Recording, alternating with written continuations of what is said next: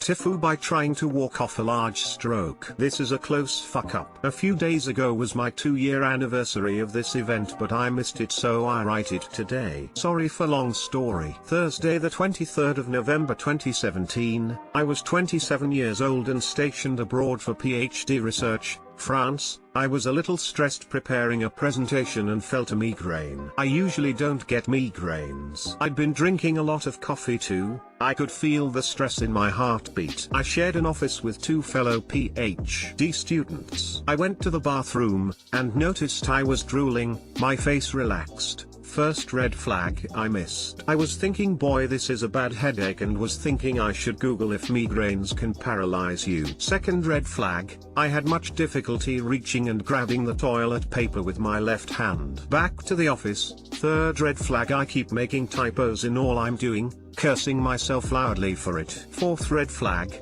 my office mates notice my obvious distress and say, yeah, you look pretty pale, maybe you should go home and rest. So I tell my supervisor I am feeling sick and will take the bus back home to Paris. At the bus stop I lie down in the grass to ease my headache. In the middle of winter. Some dude notices this and asks if I'm alright. I wave it off casually. He must have gone to our security force. Nuclear research facility equals their own fire department and security force, because soon after the firemen come rolling with their ambulance asking if they can lift me into the vehicle to examine me. I agree with a smile. They give me typical tests and I think that I pass them perfectly, while driving me to their infirmary to see the local doctor. I keep trying to tell them I only have a migraine. They call in an emergency response crew from the nearest neurological hospital to consult on what to do, and eventually blast me over to the hospital. At this point I call my girlfriend to tell I'm fine, but they insist on checking on me, and I even send snaps to friends joking about it, who later told me I looked really messed up and was slurring a lot. I feel sleepy in the elevator and the firemen insist that I try to stay awake, which I found strange. I get immediate priority to the MRI, and they find a huge blood clot in the right side of the brain, take me up to the ICU to dissolve it. At this point I start texting people at home in Sweden. My so manages to figure out where I am and calls the hospital, wondering if she should fly in. Asks the nurse what's his risk of death.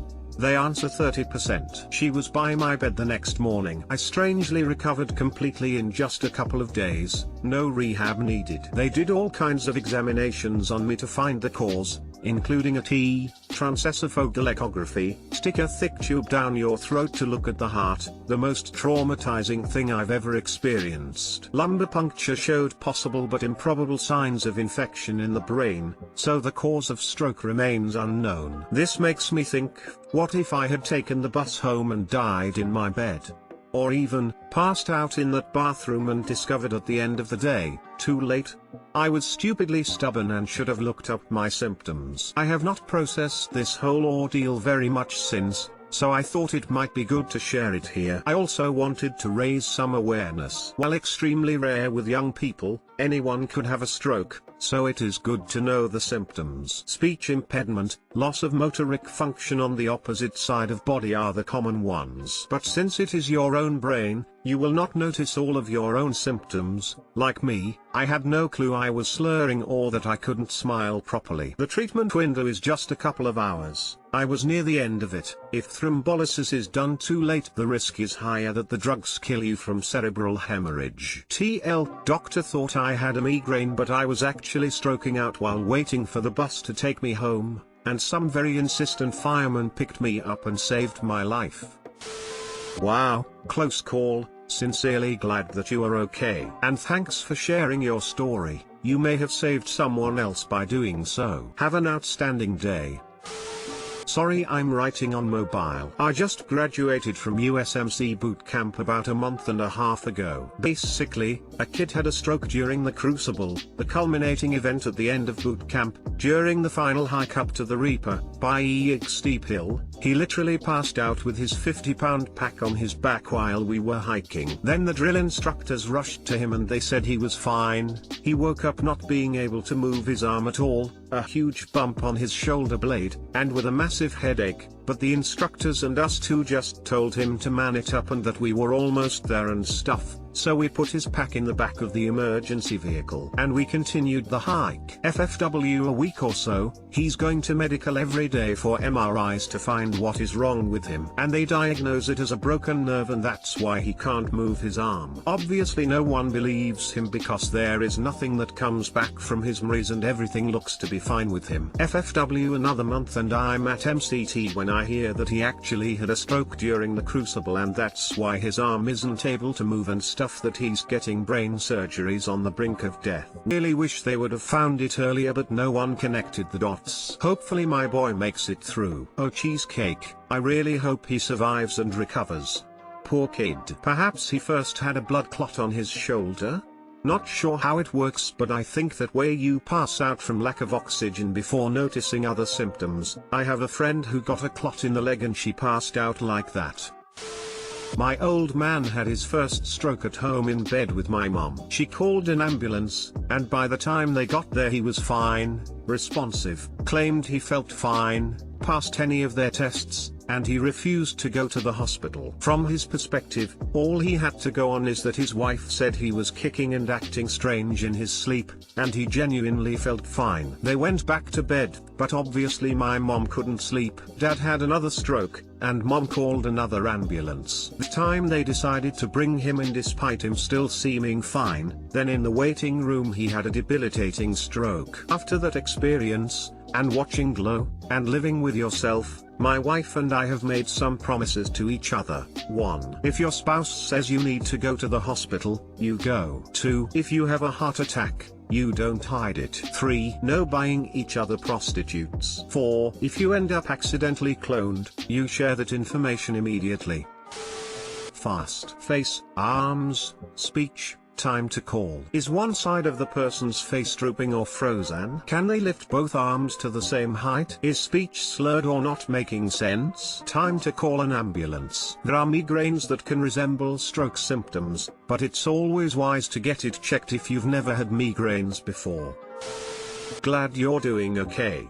I had a friend who went into the hospital with a bleed on the brain. Did all the imaging to see what was going on, and scheduled him for surgery. Got in there and found a brain tumor. The bleed had obscured it on all the scans, apparently. Oddly enough, I was also in the hospital having my gallbladder taken out after an early morning ER visit. I went to visit him to see how he was doing. He had a bit of aphasia, and I took great delight in tormenting him. He would be talking about something and struggle to remember a word, and, being the helpful and thoughtful friend I am, would shout out words that I knew he wasn't looking for. Ah, good times, good times. Sadly, lost him to that tumor 3 years later. Miss you, buddy.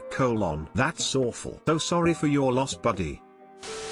TIFU by telling my sister and Bill I fisted a guy. Obligatory, it didn't happen today but on Friday. Backstory, I've been seeing this guy for 3 months. We meet up once a week, get wasted and banana. Every time he brings out a new toy and the adventure begins. After our usual round we're laying in bed and he started showing me videos of him with other girls. I was into it, so he kept going until he stumbles across one with him laying face down, tied to his bed while he has a butt plug in. I drunkenly asked if he's into that kinda stuff, and he told me yeah. He gets up, stumbles to a drawer and pulls out the biggest butt plug I have ever seen. I swear it was the size of a banana mango. This man grabs some lube and slips it right in. Well, one thing lead to another and I end up having 2 fingers in his coconut, then 3 and 4, until he finally reaches back and glides my entire hand into his banana. After that, the rest of the night was a blurry mess. The next day I helped my sister paint her house. My Bill asked how my night was,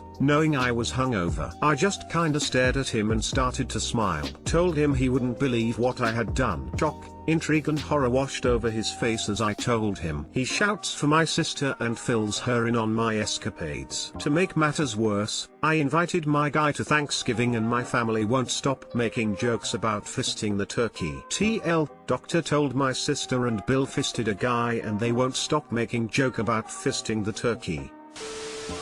Shame on your sister and Bill. Stuffing the turkey jokes are low-hanging fruit. For Christ's sake, make an effort. They have to at least greet him with a fist bump, right? Hey, Don't feel bad. On the one hand, the male prostate is highly sensitive. Of course, on the other hand is the guy you've been fisting. Can you give me a hand in the kitchen? Cringe. Just finished prepping. Don't eat the green bean casserole. So how did your guy assess the situation with your family making jokes about fisting the turkey? For real. Curious minds need to know. Dude, I usually don't read these things, but your family sounds legit awesome, and are willing to be cool about weird stuff. TIFU letting her smoke Salvia NSFW. Some things in life you just can't fully prepare yourself for, but you find a way to survive. Your first big breakup, your heart aches but you move on. The first time you're on your own, you budget and make it work. The first time you fail a test, you study harder and pass the next one, but no amount of courage or mental fortitude will prepare you for your first salvia trip. Its power is so great that it embeds itself into your mind, and drives your body like a zombie virus. This story is about just that, but this time I'm on the outside looking in, trying my best to help. Sort of. I was 18 years old and fresh out of high school. Earlier in the week I had picked up 2 grams of purple sticky salvia 30 times extract. It wasn't purple or sticky, rolling eyes face, and I was waiting for an opportune time to try this new thing with my friends. That time would come on a random rainy Washington day in early fall of 2007. I was with my beautiful girlfriend and future mother of my child, and her best friend that we'll just call B in order to protect her identity. B was a real savage. No matter what it was, if you took one, she'd take 2. So when she found out I had salvia, and she hadn't tried it yet, of course she wanted to go first. Seeing as I was nervous to try it myself, I was genuinely happy she was so willing, because normally my girlfriend would definitely make sure I tried things first. We had zero education on salvia, and while I'm sure we could have researched it more, believe it or not, the internet wasn't quite as helpful back then when it came to psychedelics. All we could do was load a bong rip, and guinea pig it up. I loaded a huge bowl full of this mystery leaf and passed it to B. I zucchini you not. In one hit this 105 pounds, 5 feet tall, sexy little blonde girl sucked this entire bowl down in one hit. Me and baby mom just stared in disbelief at B while we waited to see the effects of this superhuman hit take hold. It started with B laughing a hysterical laugh at the top of her lungs, but the smile on her face quickly shifted to a look of pure terror. She put both hands on top of her head so that her forearms covered her face, almost like a boxer does to block punches, and she threw herself to the floor and began to violently kick and scream. Baby mom ran over to her, kneeled down and began to calmly say, "It's okay B, I'm right here. You're okay babe." Me being the responsible one, I did the only thing that made sense to me at the time. I got up and left the room. I knew that salvia didn't last long, and I didn't have the mental strength to deal with that madness. I actually still lived with my mom at the time, and I headed to the kitchen to grab something to drink and talked to her for about 5 minutes, the entire time pretending as if everything was completely normal. Holy banana, were things absolutely not normal. Allowed the 5 minutes to pass and I headed back to my bedroom. The moment I opened the door that led up to my room, I could see B running top speed from side to side in my hallway while making these weird butternut screeching noises. Baby mom was just standing on the stairwell with a look of complete helplessness in her eyes. Up to this point I had done a decent job of keeping my mom distracted, but she heard the commotion, and moved quickly towards me yelling, "Oh my god, what's happening?" I nervously replied, "Nothing mom. Everything is cool." I slammed the door before my mom could make it to the hallway and I ran upstairs to take control of the situation before we were all busted. I confronted B in the hallway and angrily whispered, "B, what the banana? Chill the banana out." She obviously couldn't hear me, because her mind was in another dimension. Instead she charged me full speed, and this 100-pound girl speared me so zucchini hard that she knocked the glass of milk in my hand everywhere, and nearly knocked me off my feet. At that exact moment my mother opened the hallway door and again yelled, "What is happening? What in the world are you all doing?" Not proud of this next part by the way, so I'll just apologize now. Remember, I was an 18-year-old baby, with zero education when it came to psychedelics like this.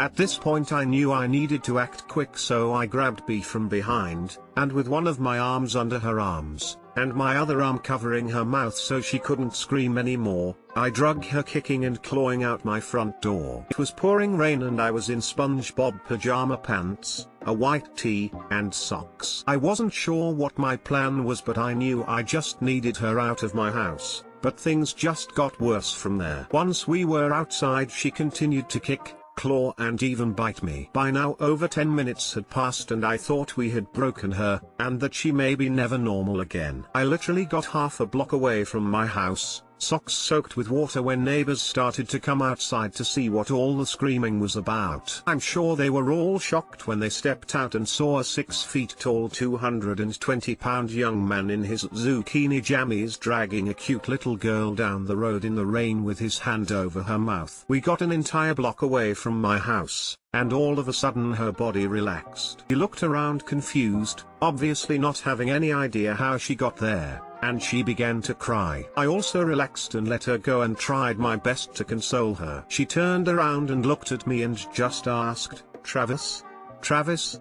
Where am I?" By now I'm crying tears of relief. I hugged her and said, "You're okay now. Everything is okay. Love you."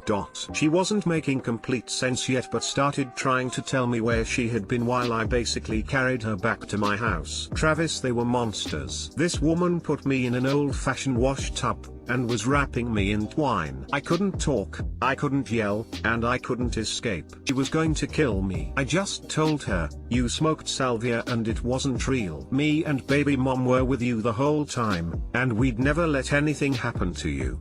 Remember the neighbors?